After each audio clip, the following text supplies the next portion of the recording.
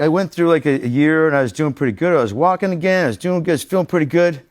Then the idea of writing the book came around. And I was like, God, I got to relive this thing like word by word. It was quite the struggle. So, but I realized, quickly that for anyone, especially me, to get out of my own damn way was a very important thing. And so to relive it, to recount it, to own it in a different way, word by word, was quite healing for me, but also was, because it didn't just happen to me, right? It happened to my poor nephew, who was holding my arm and watching me bleed out and all that sort of stuff.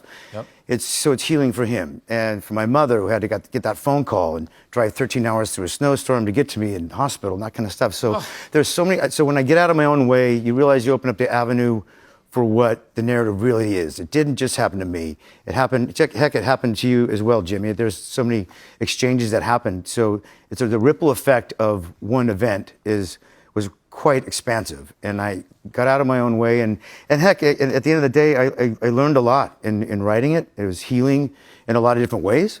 And look, we know how this thing ends. We know how the movie ends. I'm here, right? So I can endure. My goodness. I mean, Jeremy,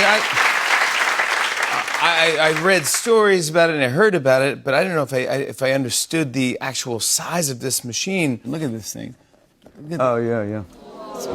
It's massive. Yeah, it's like a tank. Yeah, and what is it called again? It's a snowcat. Yes, It's like a groomer that they use it in at ski resorts. Jeez. Yeah. And then you write in this that you actually got back on it the next winter. Yeah, it's like anything. You sort of drive. I go right in the eye of the storm of any fear or anything. I didn't want this thing to haunt me or own me by any means. What did you feel when you got back? It was no big deal. I know how to drive the thing. It was just interesting getting off of it because you have to step on the tracks to get off this thing. And I saw like little pieces of my clothing in it still, and some other things that I don't want to say. It's interesting to. That was just. But then I just kind of wink and like. I made it. You can't beat me. And I just kind of walked away. Yeah. It was just kind of a random. It's kind of like breaking up with your girlfriend you hadn't seen in a while, and you get back together, and you're like, yeah, you ain't that good looking, Thank goodness you have a sense of humor, because that's what you need, right?